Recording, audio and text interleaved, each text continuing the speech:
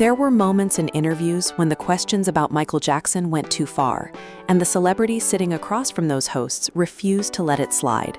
They cut off biased lines of questioning, defended his name without hesitation, and made it known when things had crossed a line. Through every one of those moments, they were sending a clear message that Michael Jackson's legacy deserved protection, and they were not going to sit quietly while it was being torn apart. Time and again, famous faces chose to speak up when interview conversations about Michael Jackson turned ugly or one-sided. Rather than letting false narratives and loaded questions go unanswered, they brought their own personal truth into the room, pushing back against the stories the media had already decided to tell.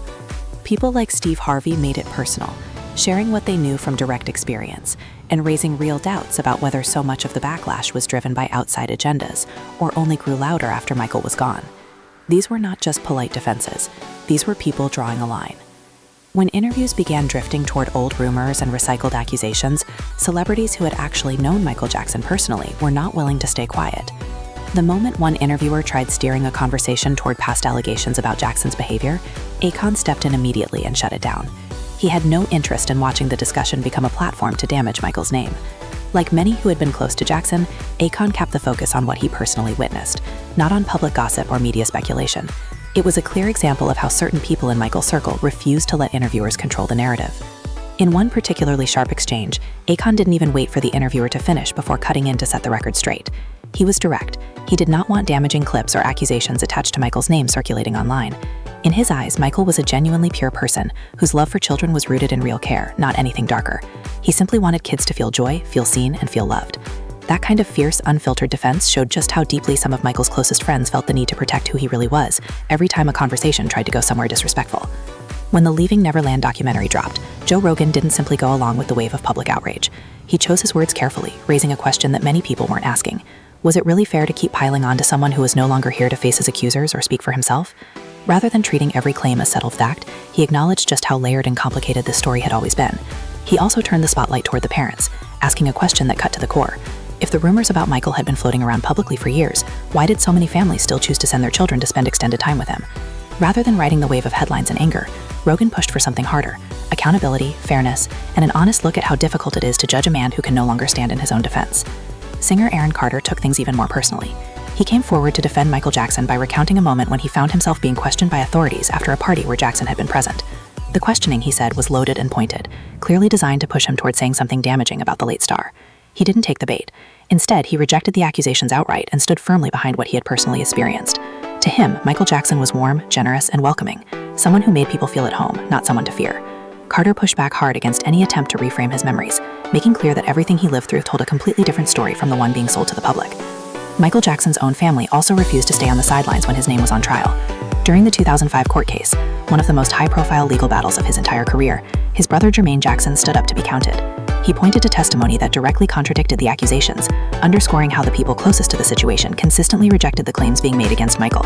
Inside that courtroom, strong and clear statements pushed back against the allegations and affirmed his innocence from the perspective of those who knew him best. And when it was all over, Jermaine made his deeper wish known, that his brother could finally be remembered in peace, free from the weight of controversy and public scrutiny that followed him even after death. Away from the courtroom, Michael's friendships with some of Hollywood's biggest names also became part of the conversation. Macaulay Culkin was among the most vocal, speaking candidly about the friendship he shared with Jackson, a bond he described as completely normal and grounded in real human connection, not the twisted picture the rumors painted. He talked about time spent at Jackson's home, seeing him in calm, ordinary moments far removed from the chaos of celebrity life. When the negative stories kept circulating, Culkin didn't stay quiet. He kept redirecting back to what he actually saw and experienced. In his view, what happened to Michael was genuinely sad, and what he personally witnessed was nothing more than a real friendship between two people. Culkin also tackled the accusations head-on, with a point that was both simple and hard to ignore. He challenged people to think about how situations involving actual harm to a child typically play out, and what parents in those situations usually do. His argument was straightforward. If something truly serious had occurred, most parents would be fighting for justice in court, not walking away with a financial settlement. Rather than asking people to just take his word for it, he pushed the audience to think critically, to look at what was legally pursued, what was proven, and what wasn't. As far as he was concerned, the legal process had already done its work, and the results said everything he needed it to say about Michael Jackson's innocence. When the pressure around Michael Jackson reached its peak, the people who truly knew him refused to look away. Elizabeth Taylor was one of the first to step forward, standing beside him through some of the darkest and most painful chapters of his life. She saw clearly what he was going through, and believed without hesitation that the media had treated him in a way that was deeply unfair. Rather than getting drawn into the rumor cycle, she spoke about who he actually was, a man who was gentle by nature, trusting to a fault, and genuinely wounded by the relentless spotlight and accusations that followed him. In her eyes, all that ugliness was coming from the outside world, not from Michael himself, and she made no secret of her belief that the media needed to stop. Even in her final public statements about him, Elizabeth never wavered. She remained one of the most emotionally committed voices in his corner, speaking about his character with a level of conviction that went far beyond Hollywood loyalty. She zeroed in on his kindness, particularly the way he connected with children, and made clear that no amount of negative press could undo the genuine compassion she saw in him every time they were together. She talked about him as someone who held real beauty and truth inside, even while the world around him kept judging and questioning. To her, his legacy and his worth could not be touched by outside criticism, and she ended by saying what she always believed, that Michael Jackson would forever stand as one of the most gifted and truly iconic figures the world had ever seen. Faison Love brought a different kind of perspective, one that started in the wrong place and evolved into something more honest. He opened up about a moment tight to Michael Jackson that he later admitted he completely misread when it first came up. He had been pulled into a conversation about Jackson spending time around children, and his initial reaction was awkward, shaped by everything he had absorbed from public narratives without stopping to question them. But as the conversation kept going, he was reminded that Michael had spent time with all kinds of families in settings that were completely ordinary and unremarkable.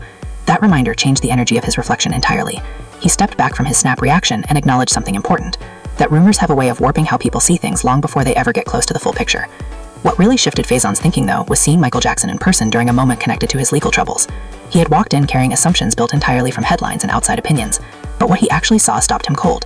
Michael appeared calm, almost untouched by the storm happening around him, carrying himself in a way that didn't match the image Faison had constructed in his head. That single moment cracked open his certainty and made him take a hard look at the judgment he had already passed. In the end, he said it plainly. He may have had it completely wrong, and he felt he owed an apology for it, recognizing how fast and how easily public opinion moves before the real truth has any chance to surface.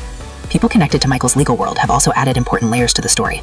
His attorney, Thomas Mesereau, later opened up about private conversations in which Michael expressed genuine regret over the decision to settle a significant case back in the 1990s, rather than fight it out in court.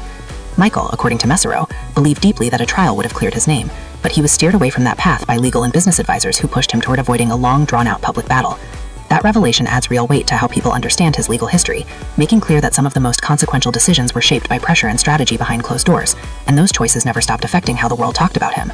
And then there was Diana Ross, someone who showed her love and loyalty for Michael Jackson in a way that clearly ran much deeper than a typical bond between two people who happen to share an industry. If you enjoyed this breakdown, don't forget to like, subscribe for more videos, and turn on notifications so you won't miss the next one.